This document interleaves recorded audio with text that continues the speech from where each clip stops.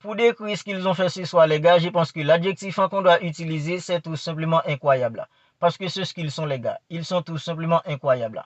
Avoir les ressources nécessaires, le mental nécessaire pour aller chercher cette victoire en toute fin de match face à une équipe comme le Real Madrid, avec un arbitrage honteux, un arbitrage catastrophique comme ça, les gars, c'est tout simplement incroyable. S'il y a bien un adjectif qu'on doit utiliser pour décrire ce qu'ils ont fait ce soir, c'est tout simplement incroyable. Parce que les gars, c'était pas du tout facile avec un arbitrage aussi catastrophique, c'était pas du tout facile. Mais les gars, ils ont eu les ressources nécessaires, le mental nécessaire pour aller chercher le but en égalisateur, pour aller mettre en ce troisième but en toute fin de match. C'est tout simplement incroyable. Alors les gars, le Barça a gagné, on est tous contents, on est tous heureux. Le Barça a gagné son troisième classico d'affilée sur une équipe comme le Real Madrid, c'est beau. Mais les gars, comment ne pas parler en fait de l'arbitrage ce soir? Mais c'était tout simplement catastrophique. C'était quoi ça l'arbitrage de ce soir, les gars? C'était quoi ça? Alors c'était pour donc ça qu'ils ont mis toutes ces pressions sur l'arbitre avant le match? C'était pour donc ça? Ils étaient là en train de demander oui, il faut changer l'arbitre. Si on ne change pas l'arbitre, on ne va pas jouer. Alors c'était pour donc ça? Moi, je pensais que les gars, lorsqu'ils étaient là en train de nous fatiguer, oui, il faut changer l'arbitre. Je pensais que l'arbitre allait avantager une équipe comme le Barça. Mais l'arbitre a avantagé quelle équipe ce soir? Le Barça ou le Real? Mais c'était quoi ça, l'arbitrage de ce soir, les gars? Mais si on doit être dans la logique, on n'a pas le droit d'être beaucoup trop surpris, les gars. Parce que les gars mettent toutes ces pressions sur un arbitre qui va habiter un classico, un match crucial comme ça. En plus, c'est une finale. Mettre toutes ces pressions sur un arbitre avant un match, c'est tout simplement pas croyable. On aurait dû savoir ce qui allait se passer, les gars. Mais franchement, c'était tout simplement catastrophique. Alors dites-vous que les gars, un joueur comme Chouameni n'a pas écopé de carton jaune en première mi-temps. Pendant que les gars, un joueur comme Chouameni, il aurait dû être expulsé. Et c'est lui qui va mettre le deuxième but pour une équipe comme le Real Madrid. S'il était expulsé, les gars, est-ce que le Barça aurait pris en fait dans ce deuxième but de la part d'un joueur comme Chouameni? Non. Chouameni aurait dû être expulsé depuis en première mi-temps, mais il ne l'était pas et il a claqué le deuxième but. Mais le Barça a eu les ressources nécessaires pour aller chercher l'égalisation puis mettre le troisième but, les gars, pour remporter le trophée. C'était tout simplement pas croyable, les gars. Alors, le penalty sur un joueur comme Rafinha, ok. La VAR a eu raison de l'annuler, les gars. Je pense qu'un joueur comme Fangassa, il n'a pas vraiment fait penalty sur un joueur comme Rafinha. Ok. Mais c'est le penalty sur un joueur comme Ferran Torres. C'est penalty ou pas? Mais c'était tout simplement pas croyable tout ça. Rudiger, les gars, en toute fin de match, après le troisième but d'une équipe comme le Barça, il voulait en fait lâcher un truc sur la bille. C'était quoi ça, les gars? C'était quoi cette image? Je pense que les gars, c'est vraiment honteux de la part d'une équipe comme le Real Madrid. Une si grande équipe, les gars, cette image, c'est tout simplement pas croyable, c'est tout simplement honteux. C'était tout simplement mon avis, les gars. Alors, pour parler en fait du match, franchement, les gars, le Barça en première mi-temps, c'était tout simplement grandiose.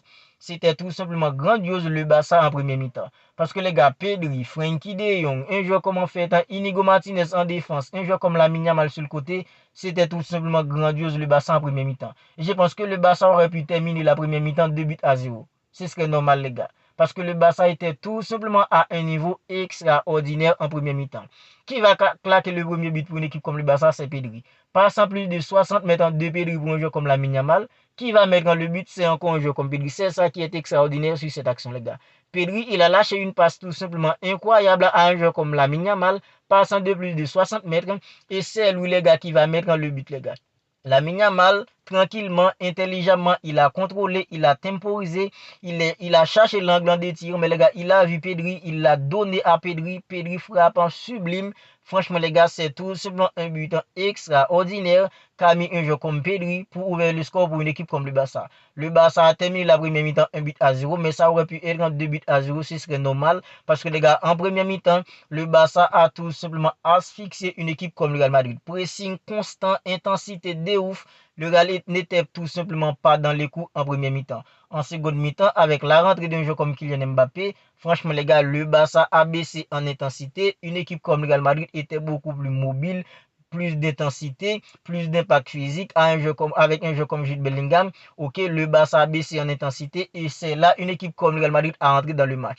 Et lorsque Mbappé a entré, il a apporté beaucoup de choses pour une équipe comme le Real Madrid. Vinicius était là pour nous fatiguer et le Real Madrid a trouvé en fait dans le but égalisateur de la part d'un jeu comme Kylian Mbappé sur coup franc. Ils étaient là en train de demander carton rouge pour un jeu comme Frenkie de Jong sur cette action, pendant que les gars, un jeu comme en fait en Koubassi, ils étaient déjà de retour, les gars. Franchement, c'est tout simplement pas croyable. Durant tout le match, ils étaient là en train de chialer, les gars, pour toutes les petites fautes qui n'ont pas été sifflées pour eux, pendant que les gars, un jeu comme Chouameni aurait dû être expulsé. Très beau but de la part d'un jeu comme Kylian Mbappé pour trouver l'égalisation pour une équipe comme le Real Madrid. À ce moment-là, les gars, le Barça n'était tout simplement pas dans les coups parce qu'il y a eu beaucoup plus d'intensité de la part d'une équipe comme le Real Madrid, beaucoup plus d'impact en physique. Et le pressing d'une équipe comme le Real était beaucoup plus coordonné. Ça a dérangé une équipe comme le Barça. Le Barça était incapable de garder le ballon. Et à ce moment-là, les gars, on était tous en suppression parce que la façon dont une équipe comme le Real Madrid montait en intensité et le Barça était incapable de garder le ballon, c'était tout simplement pas croyable. Et qui va claquer le deuxième but pour faire le 2-1 pour une équipe comme le Real? C'est un joueur comme Chouameni.